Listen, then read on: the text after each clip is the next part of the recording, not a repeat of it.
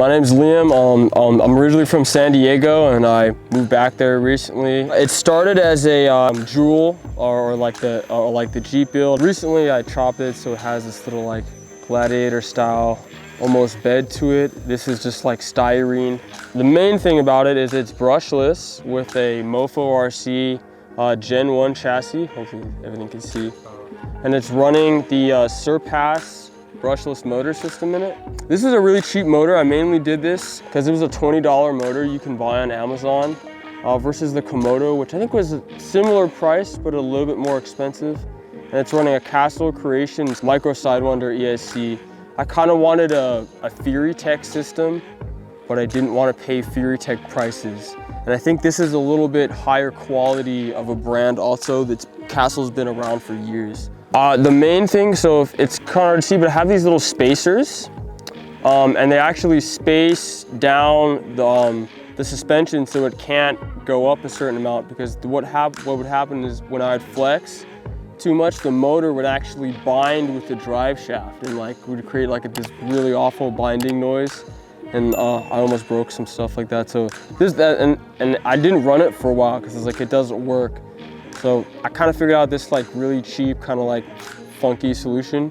And it's not like super perfect and it kind of limits your suspension travel, but it makes it like crawlable. Like the motor runs, it doesn't rub anything. So I think that was the biggest thing that I changed. The Emax servo, it's like $20. I think they're even now like 16 bucks I saw on Amazon. I got a couple recently. And it's metal gears and like it's cheap and it can fit. And there's a big debate that people said it doesn't fit with the stock servo mount, and it does. You just have to chop, it's kind of hard to see, but you have to chop the back pieces off and it just slides in. And with a little bit longer hardware, it just like bolts in. You could run the Emax on the stock tray. And I think like weighted wheels and tires and just different tires, I think are like the best mods you can do. Then everything else after that is optional, really. It's like, what do you want to do to it? Because there's so much you can do. Where we're at right now, which is Bracket Airfield, or there's a lot of different slang terms people call this place, but Bracket is just what I call it. And it's also one of the best places I've found here in this kind of like outer Los Angeles area. There's a lot of other places, but I feel like this is just like easily accessible and it's close to like the city and stuff. And they have a nice parking lot and stuff. And there's just a lot of different areas which are great for these little micros and the 10 scale, like bigger trucks too.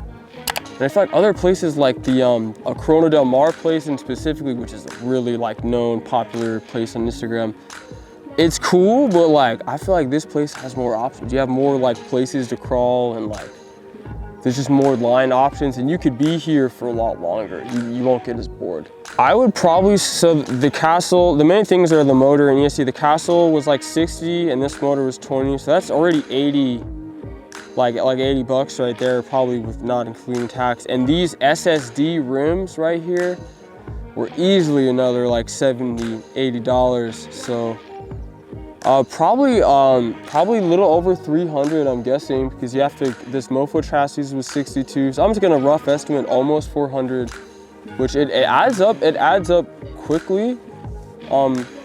But I think if I went with their Fury Tech system, it would have been like really expensive because just the motor combo is like almost like 150 or almost 200. It's pretty expensive. I like how it's worm drive, like a Losi Mini rock crawler. I basically got into these because it's like a small Losi Mini rock crawler, kind of like a Losi Axial collab almost. Because Losi made little micro trucks like this in the past. I just never got around to getting one, and they kind of just redid it almost, but like the Axial way. And also just like the amount of mods you can buy for it, like, and inexpensive is a relative term because it's not inexpensive. But you can build something with a brushless motor and it's super capable and can do like awesome stuff for only like a couple $100, which for a crawler is like pretty inexpensive because a lot of these guys' crawling builds are like a rack or two, and it's like, oof. And this is only like maybe $300, I think. My Instagram is LM, I think 619909 for the area code here in Pomona and in San Diego, because those are the kind of areas that I crawl in. I think at first I thought that like I had to go with a brushless motor to be capable, and This one's actually my least capable 24 because it has this brushless motor.